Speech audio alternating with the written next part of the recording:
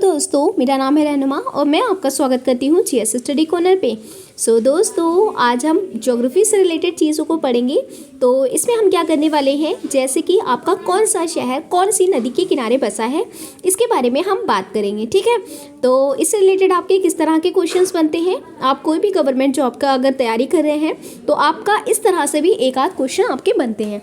किसी पेपर में 1 से 2 भी देखने को मिलते हैं, किसी पेपर में 1 भी देखने को मिलता है। ये काफ़ी सिंपल होता है, यहाँ से सीधे सीधे क्वेश्चंस बनते हैं।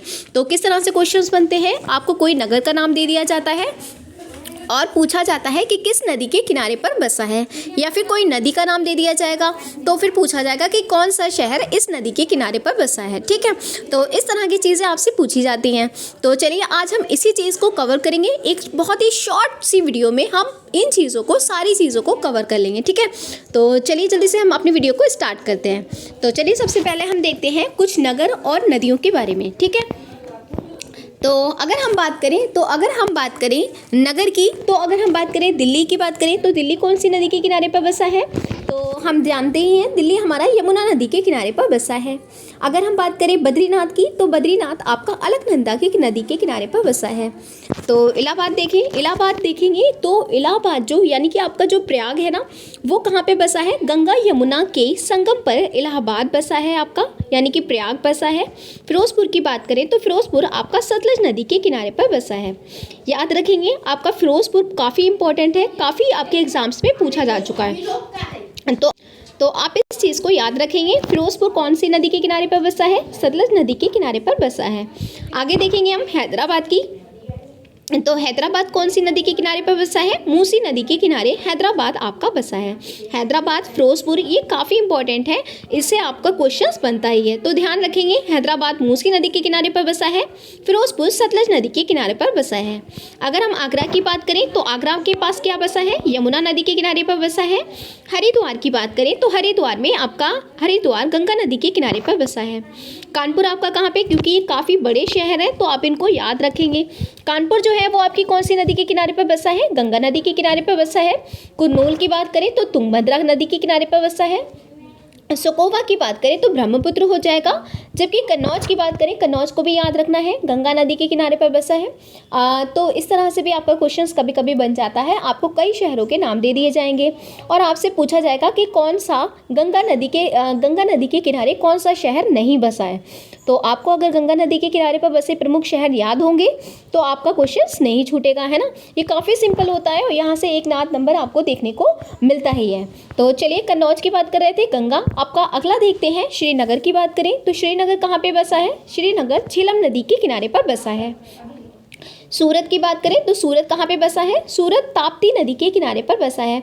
सूरत काफ़ी इंपॉर्टेंट है क्योंकि आप जानते ही हैं तो आपके जो प्रधानमंत्री, हमारे जो प्रधानमंत्री हैं वो कहाँ से हैं, गुजरात से संबंधित हैं, तो आप इसको याद रखेंगे। सूरत कहाँ पे नदी के किनारे बसा है, ताप्ती नदी के किनारे पर बसा है। ठीक है, हैदराबाद की हमने देख ही लिया था, है ना, ये दोबारा हो गया, चलो कोई बात नहीं, आगे चलते हैं हम। मथुरा की बात करें तो मथुरा कहाँ पे बसा है, यमुना नदी के किनारे पर बसा है। जमशेदपुर की बात करें तो जमशेदपुर स्वर्ण रेखा नदी के किनारे पर बसा है। जमशेदपुर को भी आपको ध्यान रखना है, काफ़ी इंपॉर्टेंट है। जमशेदपुर स्वर्ण रेखा नदी के किनारे पर बसा है। अहमदाबाद तो पता ही है हमें, अहमदाबाद साबरमती नदी के किनारे पर बसा है। बरेली कहाँ पे बसा है, रामगंगा नदी पर बसा है। गोरखपुर की बात करें तो राप्ती नदी के किनारे पर बसा है। तो याद रखेंगे गोरखपुर कहाँ पे, राप्ती नदी, क्योंकि गोरखपुर भी आपको इम्पॉर्टेंट है क्योंकि योगी आदित्यनाथ जी जो हमारे मुख्यमंत्री हैं वो कहाँ से संबंधित हैं, गोरखपुर से संबंधित है, तो इसलिए राप्ती नदी को भी आपको याद रखना है। ठीक है, तो चलिए आगे देखते हैं हम, कुछ और आगे देखते हैं हम, जल्दी से इन चीज़ों को कवर कर लेते हैं। तो देखते हैं अयोध्या की बात करें तो अयोध्या जो है कौन सी नदी के किनारे पर बसा है, सरयू नदी के किनारे पर अयोध्या आपका बसा है। अयोध्या भी काफ़ी चर्चा में रहता है, इसलिए आप याद रखेंगे अयोध्या कौन सी नदी के किनारे पर बसा है, सरयू नदी के किनारे पर बसा है। कोलकाता काफ़ी बड़ा शहर है तो आप याद रखेंगे कोलकाता कौन सी नदी पर है, तो हुगली नदी हो जाएगी। लखनऊ की बात करें तो गोमती नदी हो जाएगी। अगर आप यूपी से हैं तो आपको ये चीज़ ध्यान ही रहना चाहिए क्योंकि लखनऊ जो है यूपी की राजधानी है, तो हमें याद रखना है कि लखनऊ कौन सी नदी के किनारे पर बसा है, गोमती नदी के किनारे पर बसा है। डिब्रूगढ़ की बात करें तो डिब्रूगढ़ आपका ब्रह्मपुत्र नदी के किनारे पर बसा है। गुवाहाटी की बात करें तो कहाँ पे हो जाएगा, आपका ब्रह्मपुत्र नदी के किनारे पर बसा है डिब्रूगढ़ और गुवाहाटी। ये दोनों ही आपके काफ़ी इंपॉर्टेंट हैं, ध्यान रखेंगे। कौन कौन से इंपॉर्टेंट की बात कर रही हूँ मैं, इसकी बात कर रही हूँ। डिब्रूगढ़ ये भी इम्पॉर्टेंट है और गुवाहाटी दोनों ही इम्पॉर्टेंट हैं और दोनों ही बहुत ही महत्वपूर्ण नदी पर बसे हैं। तो ब्रह्मपुत्र नदी पर बसे हैं दोनों, ठीक है। डिब्रूगढ़ भी आपका ब्रह्मपुत्र हो जाएगा, गुवाहाटी भी आपका ब्रह्मपुत्र हो जाएगा, ठीक है। तो चलिए आगे देखते हैं हम।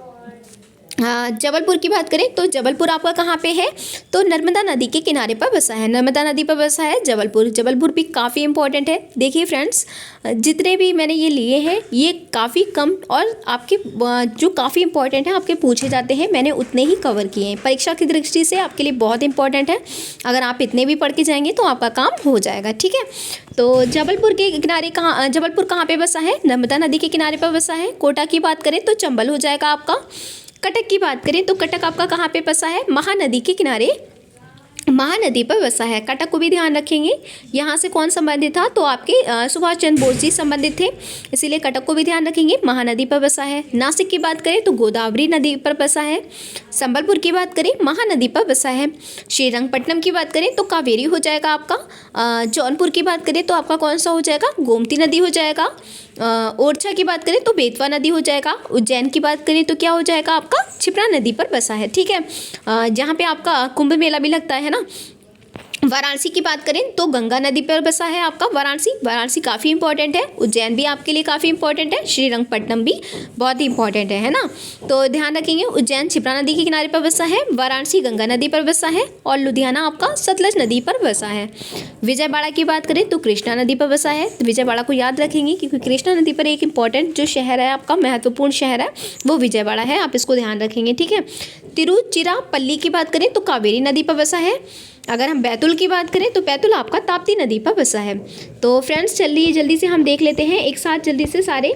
तो हमने देखा, हमने ये नदी बहुत शॉर्ट से हम लोग जल्दी जल्दी इसका रिवीजन कर लेते हैं। दिल्ली यमुना पे था, बद्री अलकनंदा पे था, इलाहाबाद आपका यानी कि प्रयाग जो था गंगा यमुना के संगम पर था, फिरोजपुर हमने देख लिया था सतलज नदी पर था, हैदराबाद मूसी नदी पर था, कानपुर आपका गंगा नदी पर था, कन्नौज भी आपका गंगा नदी पर था, श्रीनगर झेलम नदी पर था, आपका जमशेदपुर स्वर्ण रेखा हो जाएगा, बरेली रामगंगा हो जाएगा, गोरखपुर राप्ती हो जाएगा।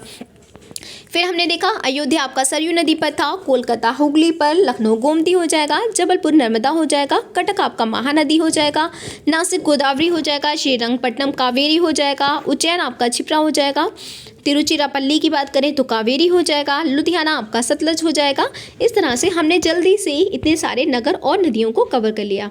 सो फ्रेंड्स, अगर आपको मेरी वीडियो पसंद आई हो तो प्लीज़ वीडियो को लाइक करें, शेयर करें, कमेंट करें और हाँ, चैनल को सब्सक्राइब करना ना भूलें। Thank you for watching my video.